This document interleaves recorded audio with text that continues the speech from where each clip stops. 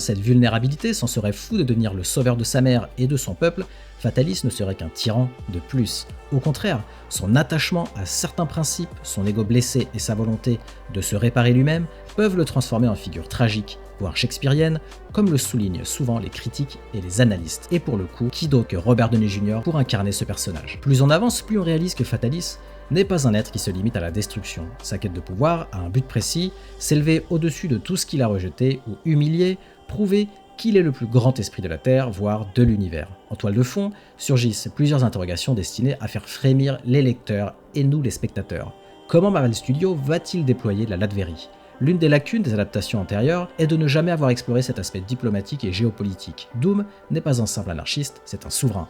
Va-t-on voir des séquences au Conseil de sécurité de l'ONU, des affrontements entre la Latverie, le Wakanda ou d'autres péripéties internationales? Le versant mystique de Dr Doom sera-t-il inclus? Jusqu'ici, les films ont au mieux laissé entrevoir des technologies futuristes, mais jamais la vraie dimension magique du personnage. Pourtant, Victor a étudié avec des moines tibétains, se classant parmi les potentiels sorciers suprêmes, et connaît les charmes interdits de Méphisto. Cette part ésotérique renforce l'aura du personnage, mais reste inconnue du grand public au cinéma.